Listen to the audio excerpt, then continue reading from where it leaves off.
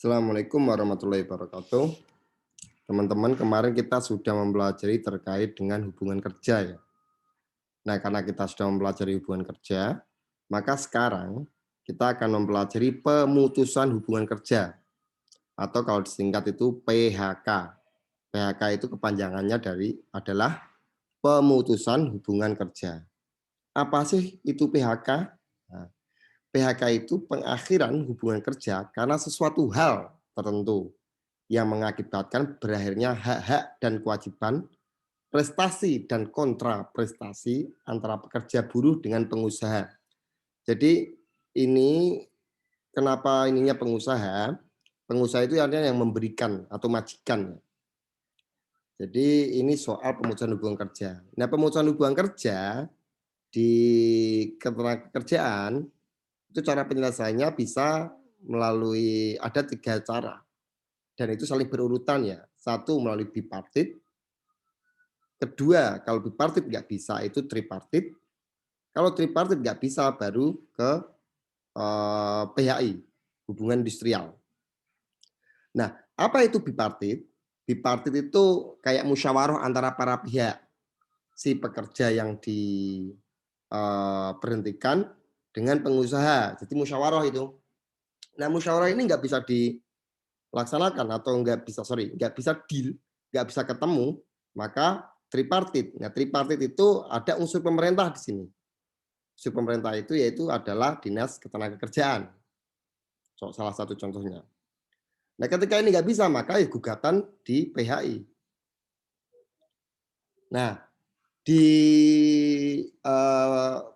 ketenagakerjaan ini ada 4 golongan atau 4 istilah ya.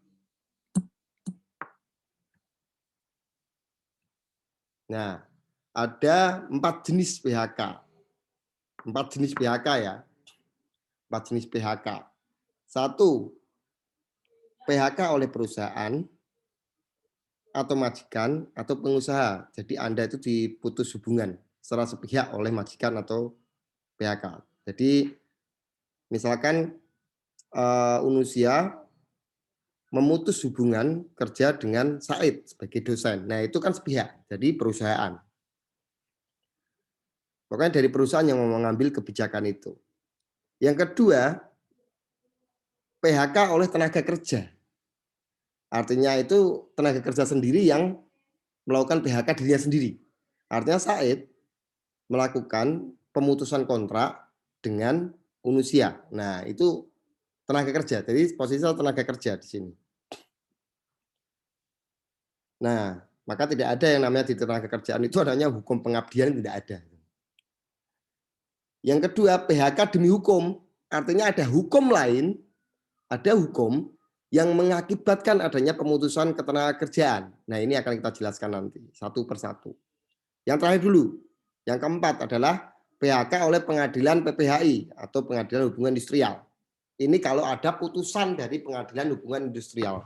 Nah, putusan ini diambil ketika wilayah tripartit tadi yang sudah saya jelaskan di awal itu tidak terjadi kesepakatan, maka yang majulah ke PHI itu.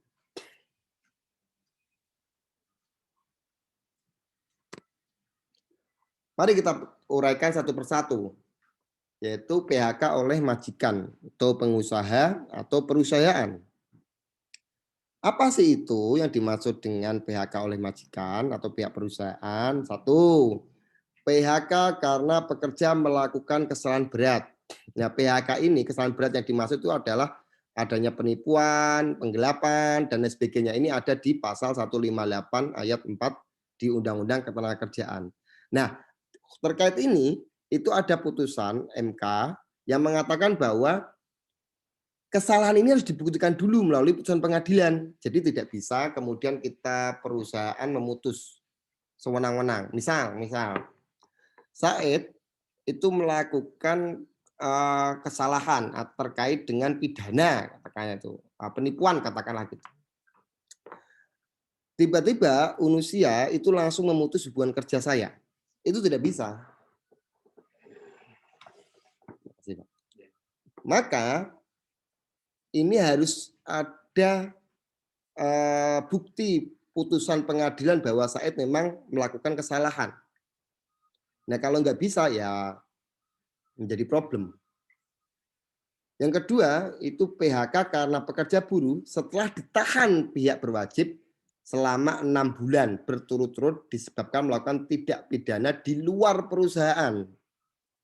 Oke, jadi kalau tadi penggelapan, penipuan itu di dalam perusahaan ya, artinya saya mengkorupsi uang kampus misalkan, dan saya mengkorupsi uang kampus, kemudian kampus melaporkan saya ke polisi, polisi memproses sampai kejaksaan, kejaksaan kemudian ke pengadilan. Sampai dengan adanya putusan bahwa saya bersalah, maka saya boleh dikeluarkan. Nah, kalau yang B ini, itu adalah kejahatan di luar perusahaan. Artinya Said misalkan bekerja di Unusia. Kemudian di luar saya merampok. Nah, gitu loh. Nah, karena merampok ini kemudian saya ditahan pihak berwenang selama 6 bulan berturut-turut. Artinya saya nggak bisa bekerja selama 6 bulan. Pertanyaannya, kalau masih bisa bekerja gimana? Nah, itu baru pertanyaan yang lain, itu urusan yang lain ya. Nah, ini adalah 6 bulan berturut-turut disebabkan melakukan tindak pidana di luar perusahaan. Artinya di luar perusahaan itu adalah di luar terkait dengan perusahaan. Yang ketiga, PHK setelah melalui surat peringatan. Itu ada di pasal 161 ayat 3 Undang-Undang Ketenagakerjaan. Jadi tidak bisa serta-merta kampus itu kemudian mem-PHK Said, kecuali ada urutannya. Di peringatan ke-1 dulu masih bandel, kemudian di peringatan kedua masih bandel, peringatan ketiga kok masih bandel, maka perusahaan itu bisa melakukan pemutusan kontrak kerja.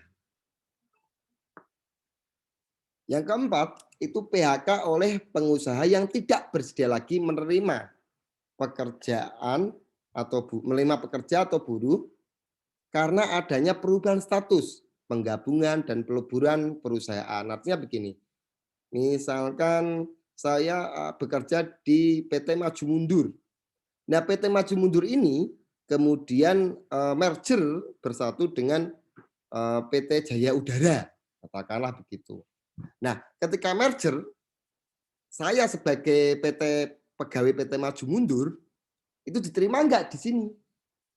Gitu loh. Di PT Jaya Udara tadi. Diterima enggak? Nah, itu bisa kalau enggak diterima itu namanya PHK oleh majikan. Nah, nanti kalau misalkan, terus gimana nasib pegawainya? Nah, nanti ada prosesnya. Pegawai itu pada dasarnya istilahnya kebijakan yang merugikan itu bisa dilakukan banding atau bisa dilakukan proses hukum ya. Tapi ini saya ingin menerangkan soal istilah saja. Istilah terkait dengan PHK yang ada di Undang-Undang Ketenagakerjaan. Yang kelima, PHK karena perusahaan tutup atau likuidasi yang disebabkan bukan karena perusahaan mengalami kerugian. Kenapa? Bedakan ya perusahaan yang tutup dan perusahaan yang mengalami kerugian. Misalkan kalau perusahaan tutup itu SK-nya, SK izin dicabut oleh pemerintah, itu bisa tutup.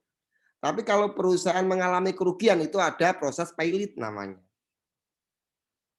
Nah, kalau ada pekerja yang kemudian dipecat karena posisinya perusahaan rugi, maka perusahaan itu harus membuktikan terlebih dahulu selama 2 tahun kemarin melalui audit itu untung atau rugi. Nah, gitu. Selanjutnya, PHK karena mangkir yang dikualifikasikan mengundurkan diri. Itu di pasal 168 ayat 3. Itu Anda bisa cek sendiri. Sudah jelas itu ciri-cirinya mangkir itu bagaimana.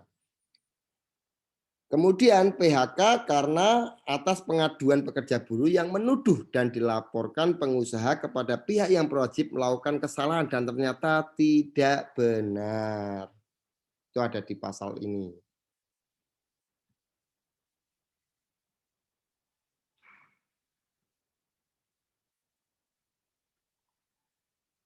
Oke, yang terakhir, PHK karena pengusaha atau orang perorangan meninggal dunia. Oh, ini otomatis. Otomatis meninggal dunia kok. Nah, kalau nggak meninggal dunia, kalau meninggal dunia nggak PHK, yang kerja hantu dong. Nah, sekarang beralih ke PHK oleh tenaga kerja, artinya tenaga kerja itu yang mem-PHK dirinya sendiri. Apa sih yang masuk golongan ini? Itu satu, PHK karena pekerja atau buruh mengundurkan diri tadi, bisa mengundurkan diri. Misalkan saya sudah bosan ngajar di Unusia, katakanlah begitu. Saya mengundurkan diri, no problem. Wong suka-suka, karena yang namanya ini adalah namanya perikatan, tidak bisa memaksa. Yang kedua, PHK karena pekerja atau buruh tidak bersedia melanjutkan hubungan kerja disebabkan adanya perubahan status, penggabungan, peleburan, perubahan, kepemilikan perusahaan. Misalkan Unusia gabung dengan kerja Unusia deh. Contohkan lain, misalkan PT Maju Mundur bergabung dengan PT Jaya Udara tadi.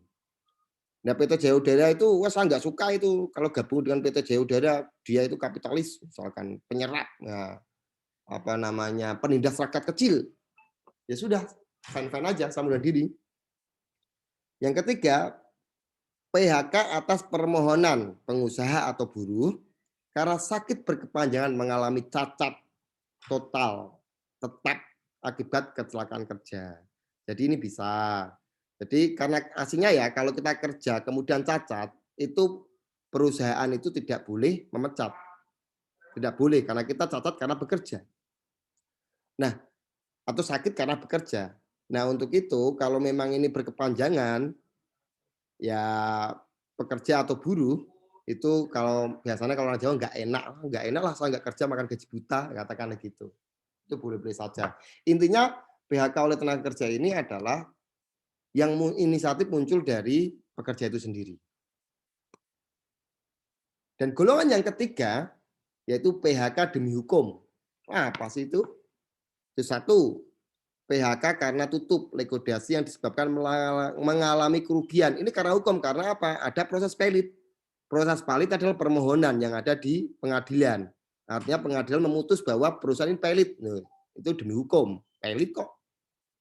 Yang kedua, PHK karena pekerja buruh meninggal. Itu pasti. Sesuai hukum. Yang ketiga, PHK karena memasuki usia pensiun. Ya kan memang aturannya udah pensiun itu sudah tidak di situ. Yang keempat, PHK karena berakhirnya PKWT pertama. PKWT pertama ya, PKWT itu tadi pekerja kontrak itu loh.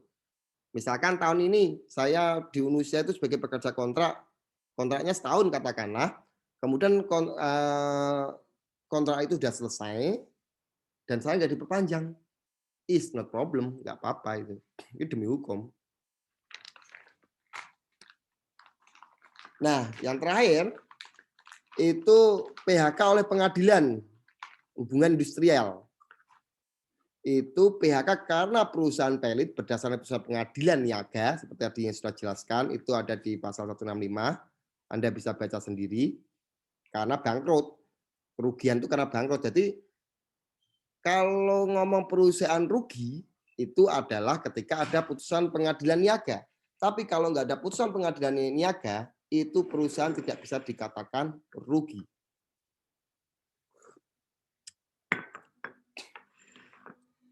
Misal kalau Unusia dalam laporan keuangannya tiap setahun sekali ngomong bahwa Unusia mengalami kerugian, maka kita harus mengurangi tenaga kerja maupun tenaga kependidikan, katakanlah gitu. Itu tidak boleh. Untuk bisa mensahkan itu apa? Unusia harus melakukan audit keuangan.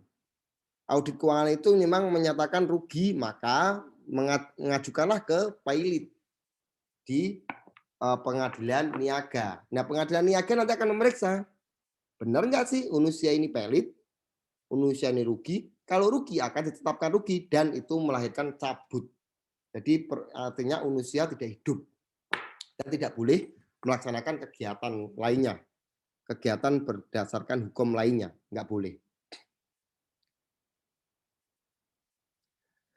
Yang kedua, PHK terhadap anak yang tidak memenuhi syarat untuk bekerja digugat melalui lembaga PPHI. Ini nanti akan ada penjelasan sendiri ya terkait anak ya. Terkait anak itu ada boleh dia bekerja, tapi ada pekerjaan khusus di mana saja ditempatkan anak ini nanti akan ada pembahasan tersendiri.